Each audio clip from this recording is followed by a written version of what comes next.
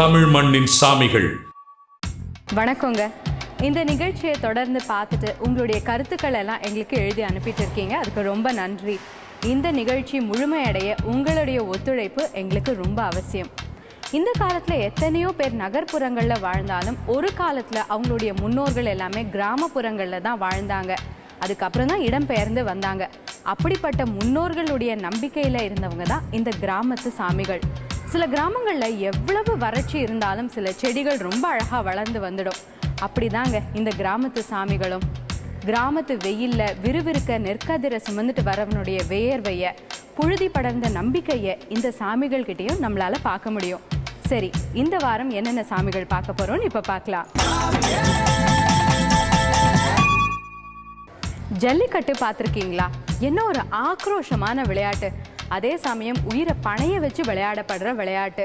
சுற்றி நிற்கிற கூட்டம், அவங்களுடைய கூச்சல், மிரண்டு துள்ளி வர மாடுகள், அதை அடக்கிறதுக்கு மல்லு கற்ற இளந்தாரிகள், இப்படி அந்த விளையாட்டை பார்க்குற நமக்கே ஒரு துடிப்பு வருங்க. இந்த விளையாட்டை பார்க்கறதுக்கே தமிழ்நாட்டில் மற்ற மாவட்டங்கள்லேருந்து நிறைய பேர் வராங்க. இந்தியாவில் மற்ற மாநிலங்கள்லேருந்து நிறைய பேர் வராங்க. அவ்வளவே வெளிநாடுகள்லேருந்து கூட பல பேர் வராங்க, படம் எடுக்கிறாங்க. இந்த ஜல்லிக்கட்டு நடக்கிறதுக்கு மூல காரணமாக இருக்கிறவர் யாருன்னு உங்களுக்கு தெரியுமா? கோவில் நகரமான மதுரைக்கு பக்கத்தில் இருக்கிற அலங்காநல்லூரில் இருக்கிற முனியாண்டி சாமி தாங்க ஜல்லிக்கட்டு நடக்கிறதுக்கு மூல காரணம். என்னடா ஜல்லிக்கட்டுக்கும் முனியாண்டி சாமிக்கும் முடிச்சு போடுறேன்னு பார்க்குறீங்களா? வாங்க அலங்காநல்லூருக்கு போகலாம். அலங்காநல்லூர் ஜல்லிக்கட்டுக்கு பெயர் போன இந்த ஊர் மதுரையிலிருந்து 15 கிலோமீட்டர் தூரத்தில் இருக்கிறது. வயல்வெளியுடன் பசுமையாக காட்சியளிக்கும் இந்த ஊரின் முகப்பில் அருள்மிகு முனியாண்டி கோயில். கோயிலுக்கு முன்பு முன்னங்கால்களை தூக்கி பாய்ச்சலுக்கு தயாரான நிலையில் வாய் திறந்து நிற்கும் குதிரை. மேலே உட்கார்ந்திருக்கிறார் முனியாண்டி. சுற்றிலும் செம்மண் வரிகள் போட்ட சுற்றுச்சுவர், கோவிலை சுற்றிலும் தென்னை மரங்கள். உள்ளே கோவிலில் முனியாண்டியின் ஆக்ரோஷமான சிலை, ஓங்கிய கை, தடிமனான மீசை, பயமூட்டும் விழிகள், வயிற்றை தொடும் சடைமுடி, கைகளில் திரிசூலமும் தண்டாயுதமும், வாயில் 2 பற்கள் முன்னே தெரிய பச்சை முண்டாசுடன் முனியாண்டி சாமி நிற்கும் தோற்றமே துடியாகத்தான் இருக்கிறது. இவர்தான் அலங்காநல்லூருக்கு காவல் தெய்வம். தமிழ் மண்ணில் வேரூன்றினாலும் முனியாண்டி சாமி வந்திருப்பது பழைய சேர மண்ணிலிருந்து. மலையாள தேசத்திலிருந்து ஒரு பெட்டியில் வைக்கப்பட்டு ஆற்றில் விடப்பட்ட முனியாண்டியை வெளியே சிலர் எடுத்தபோது அலங்காநல்லூருக்கு கொண்டு போகச் சொல்லி ஒரு குரல் பெட்டியிலிருந்து வந்திருக்கிறது. அப்படியே இங்கு கொண்டு வந்ததும் இங்கு முனியாண்டியை சிலையாக்கி வழிபட ஆரம்பித்தார்கள். முதலில் இங்கு அவருக்கு வைக்கப்பட்டது சைவ படையல். ஆனால் பூசை வைத்தவர்களுக்கு பிரச்சனைக்கு மேல் பிரச்சனை. அதே சமயம் இந்த ஊருக்கு வந்த இன்னொரு சமூகத்தை சேர்ந்த ஒருத்தர் மேல முனியாண்டி சாமி வந்திருக்கு. ரௌத்ரம் வந்தவர் போல ஆடி இருக்காரு. நேரா முனியாண்டி கோயிலுக்கு போய் அங்க எதேச்சியா ஒரு சாராய பாட்டில அதட்டி வாங்கி ஒரே மடக்குல குடிச்சிட்டாரு. சாமி தலையை சிலுப்பி மலை ஏறிடுச்சு. அன்னிலிருந்து இன்னி வரைக்கும் அவங்க தான் முனியாண்டி சாமிக்கு பூஜை பண்ணிட்டு இருக்காங்க. முனியாண்டி சாமிக்கு படையலும் மாறிடுச்சு. இன்னொரு சமூகத்தினர் பூசை பண்ணி சாராய பாட்டிலுடன் போனதும் சாமிக்கு சரியான குதிரை கிடைத்து விட்டது. அன்றிலிருந்து அவர்கள்தான் முனியாண்டி சாமிக்கு பூசை செய்கிறார்கள். ஆடு சேவல் வெட்டப்படுவதுடன் இங்கு சாராயம், கள், புகையிலை சமாச்சாரங்கள் எல்லாம் படைக்கப்படுகிறது. முன்பு கூரை கொட்டகையில் இருந்த சாமி இப்போது மண்டபத்தில் இருக்கிறார். முனியாண்டிக்கு கீழே ஆணிச் செருப்புகள். திருவிழாவின் போது அதை அணிந்து கொண்டு நடக்கிறார் பூசாரி. அவரின் பாதத்திற்கு அருகில் பூசை பொருட்களுடன் மது பாட்டிலும் இருக்கிறது, சுருட்டும் இருக்கிறது. அவருக்கு பின்புறம் வேண்டுதலுக்காக உருவாக்கப்பட்ட பொம்மைகள் அணிவகுத்திருக்கின்றன. 300 ஆண்டுகளுக்கு முன்பு அலங்காநல்லூர் பகுதி முழுக்க காலரா. நிறைய உயிர்கள் பலியாயின. பலியான சிறு குழந்தைகளின் எண்ணிக்கை கூடியது. ஊர் முழுவதும் ஒரே பீதி, பயம். என்ன செய்வது? காவல் தெய்வமான முனியாண்டியிடம் வந்து தங்கள் கஷ்டத்தை சொல்லி புலம்பினார்கள். அப்போது பூசாரி மீது அருள்வாக்கு வந்து பேசியிருக்கிறார் முனியாண்டி. ஊரில் பரவி இருக்கிற வியாதியை தடுக்கணும்னா ஊரில் சல்லிக்கட்டு நடத்துங்க. எங்கிருந்தோ வர்றவங்கள நான் பலி எடுத்துக்குவேன். அந்த அருள்வாக்கிற்கு பிறகு துவங்கி இருக்கிறது அலங்காநல்லூர் ஜல்லிக்கட்டு. அந்த அருள்வாக்க கேட்கவே ரொம்ப ஆச்சரியமா இருக்குங்க. ஊரே காலரா பயத்துல இருக்கும் போது சாமி சொல்றத புறக்கணிக்க முடியுமா? முதல்ல இந்த ஜல்லிக்கட்டை பொங்கல் சமயத்துல தான் நடத்திட்டு இருந்தாங்க. அந்த ஊர்ல ஒரு திடல்ல வாடிவாசலை உருவாக்கி அதுக்கு பின்னாடி மாடுகளை கட்டி அதுங்களுக்கு கொம்பு சீவி அப்புறம் திறந்து விட்டாங்க. நிறைய தமிழ் சினிமாக்கள்ல நீங்க இந்த காட்சிகளை பார்த்துருக்கலாம். முதல்ல இங்க வந்த மாடுகள் ரொம்ப குறைவு. போக போக மாடுகளுடைய எண்ணிக்கையும் அதிகமாயிடுச்சு, அதை அடக்க வரவங்களோட எண்ணிக்கையும் ரொம்ப அதிகமாயிடுச்சு. மாடு அடக்கிறதுங்கிறது ஒரு வீர செயலா மாறிடுச்சு. அதுக்காகவே நிறைய பரிசுகள்லாம் கூட அறிவிச்சாங்க. அந்த காலத்துல மாட்டை அடக்கிற இளைஞர்களுக்கு பெண்கள் மத்தியில மவுசு ரொம்ப அதிகமாயிடுச்சுங்க. அப்புறம் என்ன, ஜல்லிக்கட்டு மற்ற ஊர்களுக்கும் பரவ ஆரம்பிச்சிடுச்சு. இந்த அலங்காநல்லூர் சல்லிக்கட்டில் பிடிபடாத மாடாக இருந்தால் அது 1 லட்சம் 2 லட்சத்துக்கு கூட போகும். அந்த மாதிரி ஒரு நடுத்தரமான விளையாட்டு இதாகிப்போச்சு. உலகம் எங்கும் தமிழ்நாடு முழுவதும் இந்த அலங்காநல்லூர் சல்லிக்கட்டுன்னு சொன்னால் இதுதான் பேர் வாங்கும் சல்லிக்கட்டு. இதற்கென்று ஊருக்கு நடுவே ஒரு திடல். அங்கு ஒடுங்கிய வாடிவாசல். இங்கிருந்துதான் கொம்பு சீவி விடப்பட்ட மாடுகள் அவிழ்த்து விடப்படும். சுற்றிலும் முண்டியடிக்கிற கூட்டம். மிரட்சியுடன் துள்ளும் மாடுகள் மீது பாய்ந்து திமிலை பிடித்து அடக்குகிறவர்களுக்கு பரிசு, பணமுடிப்பு என்று பல வரும்படிகள். இதற்காக அவர்கள் பணயம் வைப்பது அவர்களுடைய உயிரை. முதலில் 30 மாடுகள் வந்த நிலை மாறி இப்போது இங்கு 400க்கும் மேற்பட்ட மாடுகள் அலங்காநல்லூர் ஜல்லிக்கட்டில் கலந்து கொள்ள வருகின்றன. தை மாதத்தில் மாட்டுப் பொங்கலுக்கு மறுநாள் இங்கு நடக்கிற ஜல்லிக்கட்டு இப்போது டூரிஸ்டுகளுக்கு கவர்ச்சியூட்டும் அம்சமாகிவிட்டது. முனியாண்டியின் ஆணைக்காக ஆரம்பிக்கப்பட்ட ஜல்லிக்கட்டு மற்ற கிராமங்களிலும் பரவ ஆரம்பித்து அங்கங்கே ஜல்லிக்கட்டுகள் நடக்கின்றன.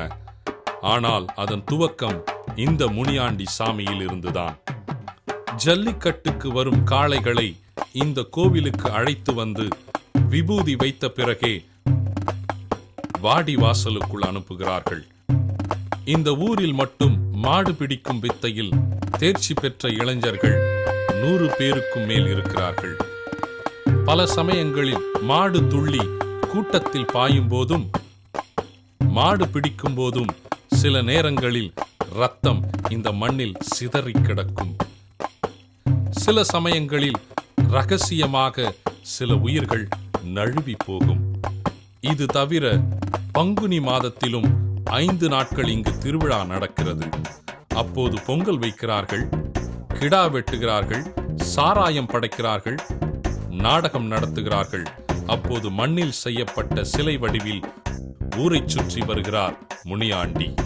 சாதி பேதங்களை புறந்தள்ளி கிராமத்தினரை ஒன்று சேர்க்கிறவராக இருக்கிறார் முனியாண்டி. அவருக்கு முன்னால் குழந்தைகளின் நலனுக்காக வேண்டிக் கொள்கிறார்கள். வெண்கல மணிகளும் வேண்டுதல்கள் நிறைவேறியதற்கான அடையாளங்களாக ஒலிக்கின்றன.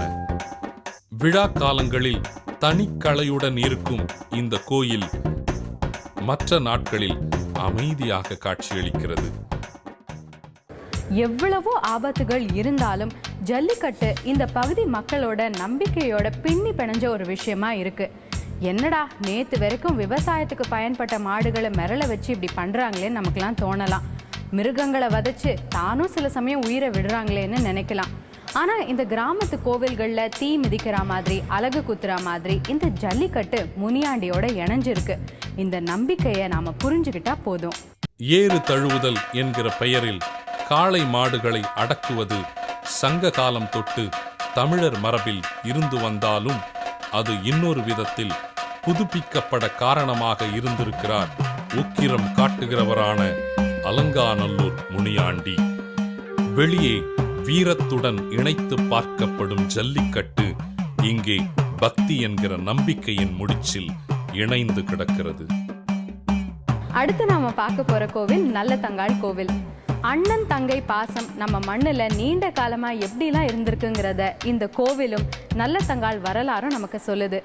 ஒரு 15 வருஷத்துக்கு முன்னாடி பெண்களுக்கிடையே பச்சை சேலைக்கு நிறைய கிராக்கி இருந்தது. உங்களுக்குலாம் ஞாபகம் இருக்கும்னு நினைக்கிறேன். கூட பிறந்தவங்களுக்கு எந்த ஆபத்தும் வந்துடக்கூடாதுன்றதுக்காகவே பல பெண்கள் பச்சை சேலை கட்டிக்கிட்டு இந்த அம்மனை தான் வழிபட்டாங்க. விருதுநகர் மாவட்டத்தில் அர்ச்சனாபுரம்ங்கிற கிராமத்தில் வயல்களுக்கு நடுவில் இந்த கோவில் இருக்கு. வயலில் நடந்து தான் இந்த கோவிலையே போய் சேர முடியும். சில நூற்றாண்டுகளுக்கு முன்பு இதே மண்ணில் பிறந்து வளர்ந்தவங்க தான் நல்லதங்காள். இப்போ அவங்க எப்படி சாமியாக வணங்கப்படுறாங்கன்னு பார்க்கலாம். விருதுநகர் மாவட்டம் வத்திராயிருப்புக்கு அருகில் உள்ள சின்ன கிராமம் அர்ச்சுனாபுரம். இந்த கிராமத்தில் வயல்வெளியில் காய்ந்து கிடக்கும் வரப்புகளுக்கு இடையில் நல்லதங்காள் கோயில்.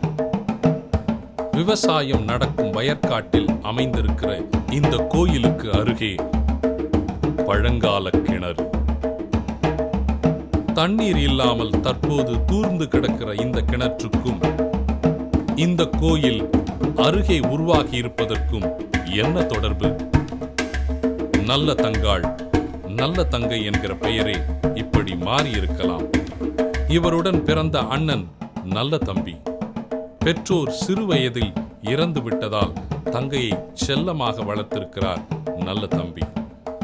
பருவ வயதுக்கு வந்ததும் தங்கையை மானாமதுரையைச் சேர்ந்த காசிராஜனுக்கு திருமணம் செய்து வைக்கிறார். அங்கே வாழ்க்கைப்பட்டு போனதும் நல்லதங்காளுக்கு சீக்கிரத்திலேயே அடுத்தடுத்து 7 குழந்தைகள். வாழ்க்கை சிறிது காலம் நன்றாகத்தான் இருந்தது, வறட்சி வரும் வரை. அப்போது மானாமதுரை இருந்த ராமநாதபுரம் பகுதி எங்கும் வறட்சி அங்கிருந்தவர்களையும் வாட்டி எடுத்தது. விளைச்சல் இல்லை, நீர் இல்லை, எங்கும் பசியும் பட்டினியும். நல்லதங்காளும் வறண்டு போனாள். குழந்தைகள் பசியுடன் கிடப்பதை பார்க்க அவளுக்கு சகிக்கவில்லை. வறட்சி வந்தா குடும்பங்கள் என்ன பாடுபடுங்கிறத கிராமங்கள்ல நேரடியா போய் பார்த்தா தாங்க புரியும். எதுவுமே சாப்பிட்றதுக்கு வழி இல்லாம வெள்ளரிக்காயையும் எலிக்கறியையும் சாப்பிட வேண்டிய ஒரு கட்டாயத்தை வறட்சி உண்டு பண்ணும். அந்த கதி நல்லதங்காளுக்கும் வந்துச்சு. வீட்டில் இருக்கிற நகை பொருள் எல்லாத்தையுமே வித்துட்டாங்க. ஆனாலும் பசி தீரல. பேசாம குழந்தைங்களை கூட்டிட்டு அர்ச்சனாபுரத்துல தன்னுடைய அண்ணன் வீட்டுக்கு போயிட்டா என்ன, அங்க போயாவது தன்னுடைய குழந்தைங்களோட பசி தீராதான்னு எதிர்பார்த்து கிளம்புனாங்க. அவங்க அண்ணன் வீட்டுல அவங்க எதிர்பார்த்த வரவேற்பு அவங்களுக்கு கிடைச்சதா? அவங்க குழந்தைங்களோட பசி தீர்ந்ததா? அவர்களை அழைத்து கொண்டு அண்ணன் நல்ல தம்பி வீட்டிற்கு கிளம்பி விட்டாள். போகிற வழியில் காடு. அங்கே அவளுடைய அண்ணன் நல்ல தம்பி வேட்டையாட வந்திருந்தார். வாடி வதங்கிய நிலையில் வந்த தங்கையை பார்த்ததும் கலங்கி போனார். வீட்டுக்கு போங்க, நான் வேட்டை முடிச்சிட்டு வந்துடுறேன் என்று அவர்களை அனுப்பி வைத்தார்.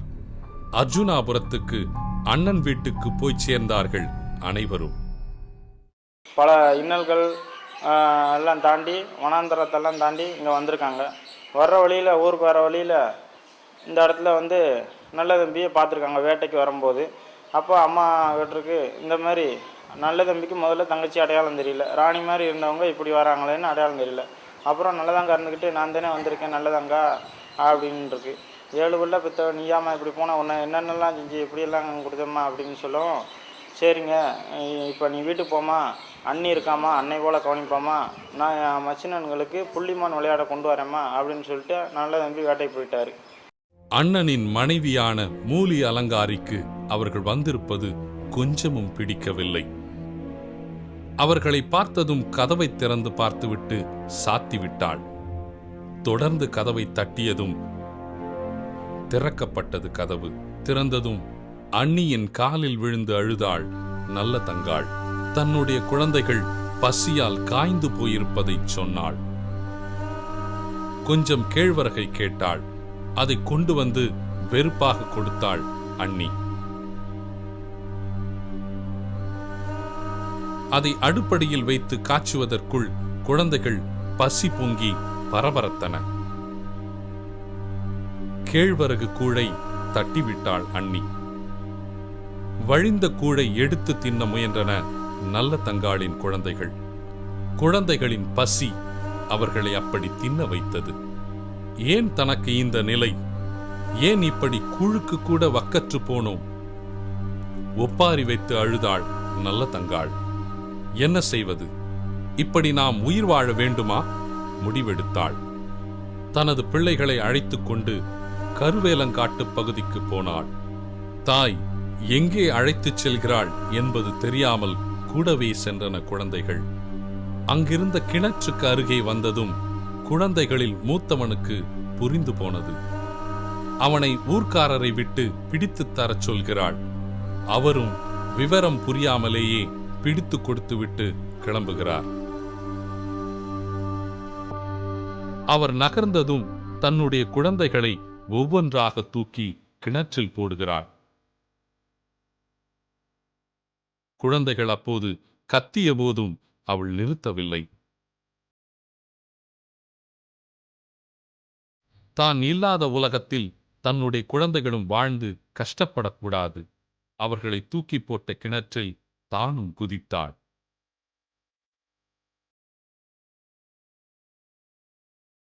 அவளுடைய சேலை கிணற்றின் மேற்புறத்தில் மிதந்தது. வேட்டை முடிந்து வீடு திரும்பிய நல்ல தம்பி தங்கையை பற்றி விசாரித்திருக்கிறார்.